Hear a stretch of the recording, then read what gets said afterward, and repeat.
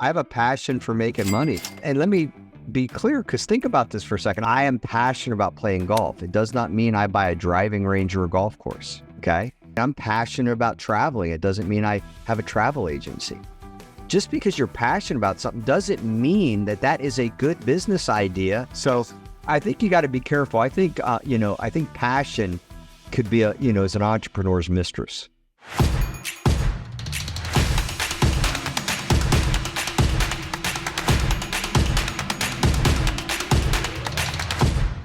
Ladies and gentlemen, welcome to the Kim Barrett Show. I am your host, Kim Barrett, and today we are joined by Sean Castrina, who is going to be talking all things business. Probably one of the most interesting intros where I was asking Sean, what is it that you actually do?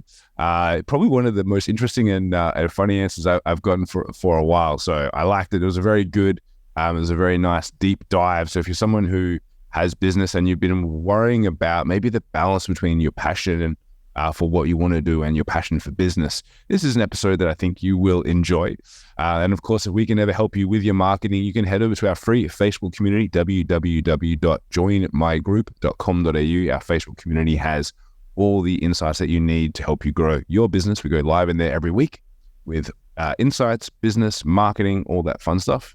But until then, let's jump into the show. Sean, thank you so much for joining us today. Really appreciate you making the time. No, I'm excited to be on the podcast. Great to have you.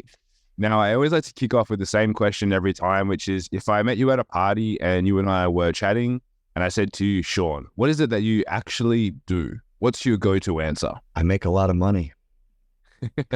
I mean, seriously, I'd probably say something to the effect of, I make a lot of money.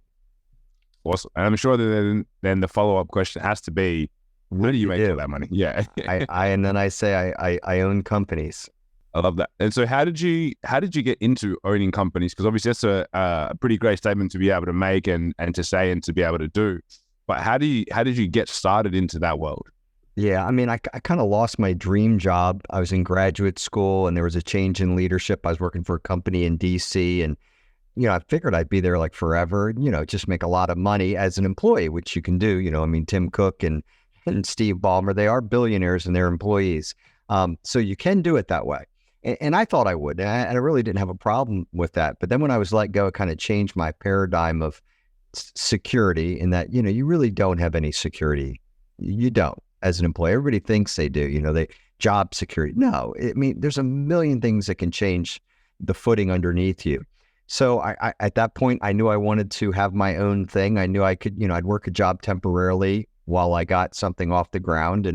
And I did. I started something, just a beta tested something really small when I started selling life insurance, and I started an auto detailing company, which is funny because it's kind of the blueprint that I've used for the last 30 years. Number one is it was a business I had zero passion about, but I knew it would work. I absolutely knew there was a market for it. Number two is I knew it had great margins. Number three is I knew that all I had to do was just hire somebody to do the work.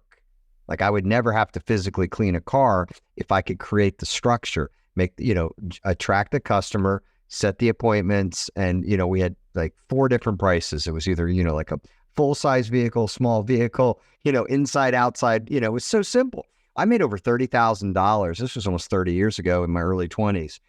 Made $30,000 just setting this up.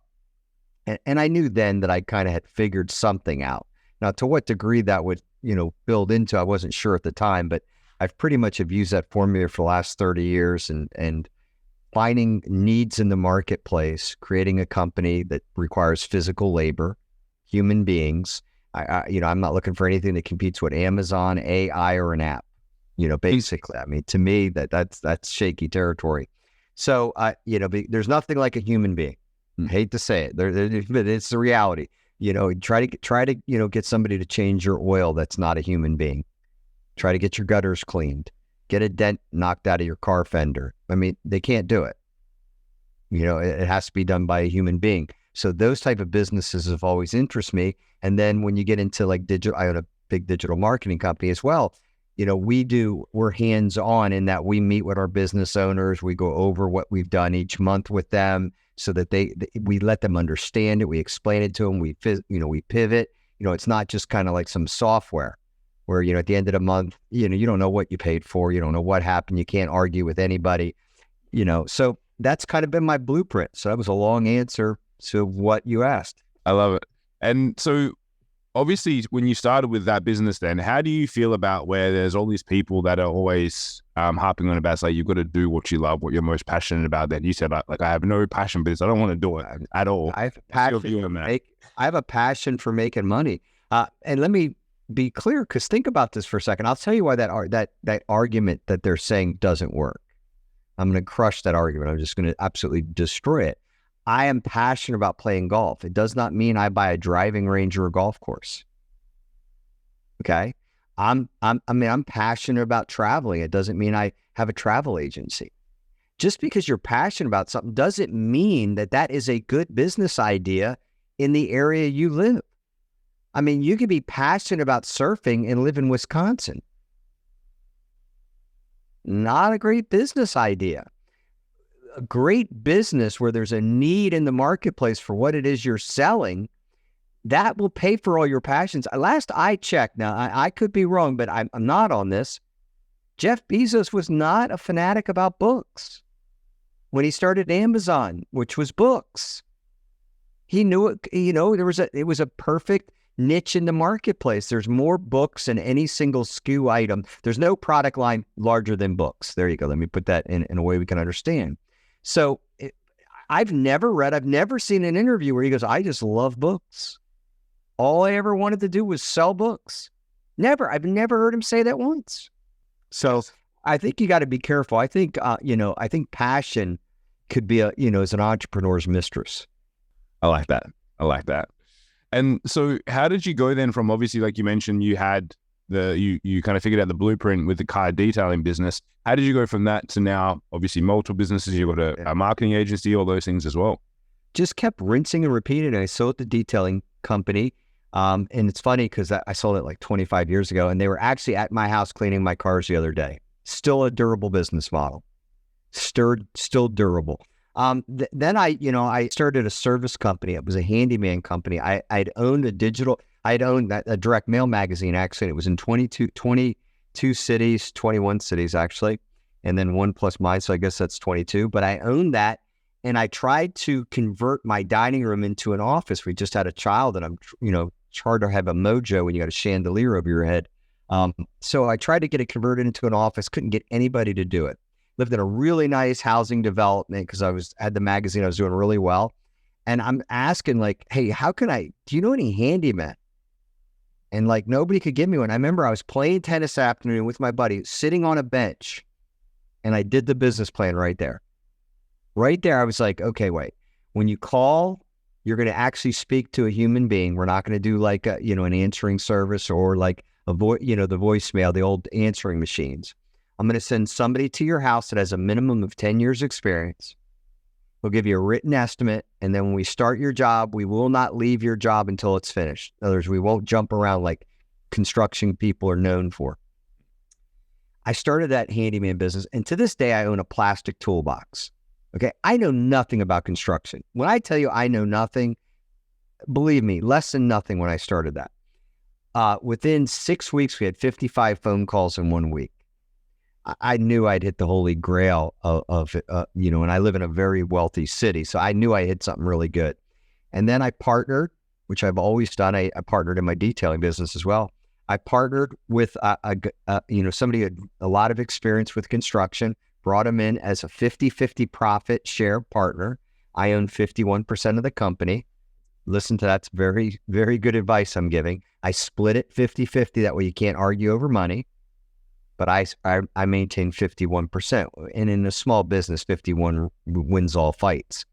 And we grew it to over $1 million company within 3 years. And that business model, that simple business model of when you called, you speak with someone, and then we would stay there until we finished. I'd hire experienced guys. At the end, we mailed everybody a survey card, 4 questions, just to see if we did a good job, if they'd use us again, blah, blah, blah. It blew up. Every year they were asking us to start something else. Can you do kitchens? I did the same thing. I'd go find the best kitchen guy I can, bring him on as a partner, 50-50. And we'd start a kitchen division. Then I started a roofing division, then a siding division. And we're getting ready to go into solar now. We have a bathroom division, a masonry division, a kitchen division. I mean, we just one after another. It does millions and millions and millions of dollars now, but the same formula. I'm not passionate about any of these, but I'm passionate about making customers happy. I'm very passionate about solving a problem. I love what we do because when we finish it, it's very clear that we did something. Like it's not one of those abstract, it's been done. You fix a toilet and you flush it and it works. You did it. You did it.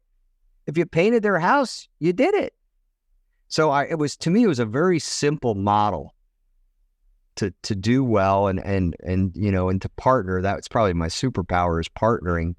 In all these divisions, I have a partner. And I've always said I'd rather make 50% of a lot than 100% of a little. And what do you think it was that helped you see that and have that clarity? Because obviously from the sounds of people listening, they might be like, sounds like he's just like hit the nail on the head. Obviously, like you were working for a company before and, yeah, you exited from there. But like, what was it that you think that helped you see these opportunities, whether it be simply or more clearly than others? I think we see them, we just don't notice them. The detailing was, my car was dirty. I was at a sales meeting on a Monday and I was like, wow, it'd be great if somebody could come to this parking lot and clean my car because I got a sales call after this and my car looks like crap. I'm sitting there thinking that. I'm like, what if somebody could come to this parking lot and they had water, and they could actually clean it right in the parking lot, have like a water tank and do it. To me, I'm like, what would it take? It would take a pickup truck. I mean, it would take a van and you put the water tank in it. And so I started looking at how big of a water tank you can fit in a 200, a Ford F-250. I started figuring all that out. But it started because I was sitting in this meeting looking through this window. My car looked like crap compared to everybody else's. And then the detailing, then the handyman business, because I couldn't get anybody to help me convert my dining room into an office. And then the digital marketing company, a very similar story. About 3 years ago, I buy Super Bowl ads. I buy, all the golf majors, the tennis majors. I spend a lot of money on advertising for my company. And digital marketing obviously got huge. And I started seeing my competitors, really dominating the internet side of the marketing, where I was on radio, TV, and print ads and postcards. And that still works. But I knew I was missing a gap. And so I reached out to all my providers that were providing like TV and radio because they all had started digital marketing at the time. And they all came to my conference room and they would all pitch me. And one radio station came in and they brought like 4 people and they pitched me. And one person in that meeting was the smartest of the 4, talked the least, but had worked for Fortune 100 companies. And I remember at the end of it, they all gave me their business cards. I threw all of them away, kept his. And then I called him the next day, James, and I said to him, James, if I will spend my advertising dollar with you, I'll do a digital marketing program. If once a month you would come to my office and for 15 minutes explain to me what you did, what we spent our money on, what worked, what didn't work, if it's not working, how we're going to pivot. I just don't want to like a printout sheet. I did that once with some online one and, out of India, and I had no idea what I did. You know what I mean? They're like, well, you had this many views or this. It meant nothing to me. I didn't get any sales. I didn't know who they were. And so he said, okay, I can do that. And I said to him, I never forget that conversation. And this goes back to my partnering philosophy. I said to him, James, you're either going to come work for me or you and I are going to start a company. You remember this guy was the top guy at their radio station running their digital marketing company, thought I was nuts. Told me that afterwards, but he said, you know what, you're cocky enough to where I thought I started to believe it. He said, like, you said it kind of, but then I kind of looked around and you owned this big building and all that, and you drove a nice car. So like, he might be serious. And so that was in like November, and he took it over, did an incredible job with our digital marketing. I saw the numbers rise. And so that May, I'd said to him, I said, James, have you and your family, because he had little kids, have you guys ever been to Disney World? And he said, no, but we're going to do that at some point, blah, blah, blah. I said, well, great. I want to pay for you and your family to go to Disney World. He said, well, why would you do that? I said, remember what I told you when we first started talking? You're either going to come work for me or we're going to be partners in business. And I just want to do my down payment. Thought I was nuts again. So about a year later, after doing all this and me just paying for a Disney trip that was in the thousands, it was about November, about a year and a half in, and then a year in, and I said to him, I said, you need to leverage yourself for a raise. His wife didn't work at smaller kids, and I said, you are their digital marketing department. Like, they don't have one without you. And then I found out that he didn't have a no compete. I'm like, oh my gracious. I'm like, okay, wait. This is what you're worth. Ask them for this amount of money. I said, I really thought they'd give it to him. And I go, if for some reason they don't, we'll start a company. But I kind of figured they would give it to him. I did not plan on starting a business. I'm like, I wanted to help him out. If he could get a raise, he was handling my business anyway. So I needed another company, like I needed a hole in the head at the time. And they passed on it. His boss said to him, we're not going to do that. And then James said, well, I might go start my own. And he's like, well, it's a lot harder than you think. He didn't know he was going to start it with me. And, and so he told me they're not going to do it. We started a company within like 7 days. I remember it was like Christmas, and we started it like the first day in January that you could start it. And I said to him, I'll guarantee your paycheck, whatever you made at the radio station, I'll guarantee it for a year. So you're not taking any risk. And that's what you have to do sometimes. You have to come up with a creative deal. And we did it. I only had to match his very first month was the only time I ever had to pay him out of my money. And we'll do, $1 million, we do over $1 million. And you can look the company up. It's Real Gig Strategic, GIG Strategic. You'll see James come up on it, which follows the story.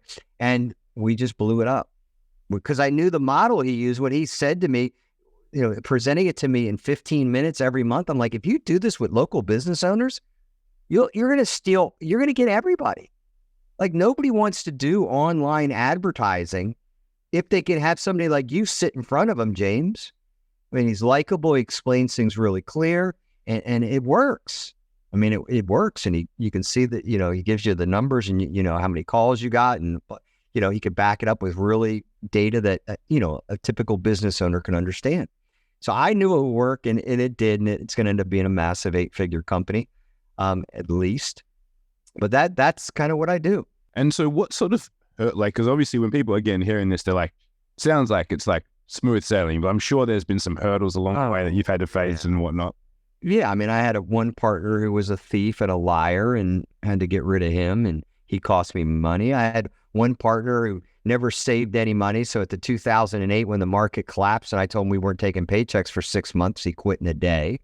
This is a guy I literally thought we would be buried next to each other. Great friend, had worked together for 8 years, and, boom, gone, literally. Like, couldn't afford to go whatever. Couldn't afford to go a week without a paycheck. So yeah, you go through those disappointments, but all in all, the partnerships have been extraordinarily well. And again, I say, if you look at your most successful companies, Microsoft, Apple, if you can go PayPal, Twitter, Tesla. I mean, I go one after another. Chick-fil-A, you can go McDonald's. They were partnerships. They were all partnerships.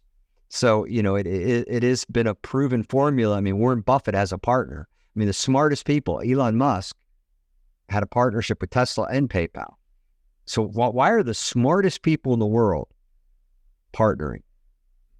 There must be something to it. What was it that interested you the most about partnerships? Like, obviously, I understand that you've got the perspective of, like, you've got the skill set that for you were like, well, I can solve the problem, but I need the skill set. Was it just that, or was there anything else that really kind of tickled your fancy as you were going through that? Yeah, and I'm actually working on a book called 1 + 1 = Done, the power of partnering in business. My feeling is that typically you're always missing something. There's always a gap, whether it's time, money, or knowledge. There's typically a gap in one of those three things. You either don't have the time to put into it, and obviously there got to a point where I couldn't keep scaling companies. I didn't have the time. In the beginning, I had no expertise. Okay, so I didn't have that. And there was one of my guys, I didn't have any money. So you typically will partner for one of those three things. And to me, you just speed up the process so much you hyper speed it up by, getting somebody who understands the industry more than you, I mean, that obviously would be a smart partnership. If you don't have any capital, it's hard to get a business off the ground without capital, So there's a variety of reasons why you do it. So to me, it just made perfect sense that I would always look for somebody who was an expert in the industry. Because again, I don't start businesses that I'm passionate about. So by nature, I wouldn't know that much about them. I would see a need like the digital marketing. Okay. I don't know anything about it, but James did. James is really passionate about it. He's an addict about digital marketing. I mean, somebody in the building's got to understand it and be pretty excited about it. Just in my case, I love business. I love the process of business. I love attracting customers, selling customers, and fulfillment. I love creating systems. I love creating brands. I love marketing. I love business. I'm an entrepreneur addict. But the actual specific industries that we're in and what we do, I don't care. I just want there to be a market for it. And I want to be able to perform it at an exceptional level. Love that. Yeah, that's awesome. And now, Sean, as we get towards the end of our time here together, I always like to ask, is there a question which I haven't asked you that I should have?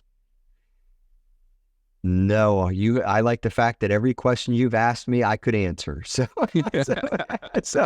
no. You just stay right where you're at. You can't mess this one up. I love it. Love it. No, I mean, it's, you've asked great questions. I think hopefully the audience has gotten a little bit of some value there. No, definitely. And now for anyone that has been listening to this and they like, all right, great, I want to find out more about what Sean's up to. Where's the best place for them to connect with you online? Yeah, I mean, I would get one of my free books. So I'd go to seancastrina.com, which is my name, SEAN, Castrina, CASTRINA. There, you'll get a newsletter like twice a month where I actually teach a lesson that's really good. It's very well done. I don't do it. That's why I got a partner who handles that. And you get one of my books for free. And it was one that got a ton of New York Times bestselling reviews. So you can get that for free. And I think that's just a kind of a great first step. On Instagram, I mean, I post something every day that's designed to help business owners, and I'm verified on there, so I'm legit. And so you can find me on Instagram as well. I think those two will probably give you the most value. And I'm the host of the 10-Minute Entrepreneur Podcast, and it's a top 20 marketing and entrepreneurship podcast in the world. So you can always go to the 10-Minute Entrepreneur Podcast if you like something really fast and quick to the point. You might like that. Beautiful. So guys, wherever you're watching or listening to this, check the show notes. We'll have links to all of those resources and more for you guys to go and check out what Sean's up to. And if you know someone who maybe is in business, maybe they've been struggling a little bit trying to find out the balance between their passion, their business, and entrepreneurship, maybe you should share this episode with them so they can find out a little bit more about what Sean's up to and get some of his wisdom into their ears as well. Sean, again, thank you so much for joining us. I really appreciate you making the time. Oh, thank you. It's the first time I've ever done a podcast, 9 p.m. Eastern time. I had like 3 reminders. I had them all over my house. I literally had to leave the studio light on. My wife's like, why is the light on there? I go, to remind me I got a podcast tonight at 9 o'clock at night. You did a great job for 9 p.m. I appreciate it. Thank you so much. All right. Thank you for having me. Cheers.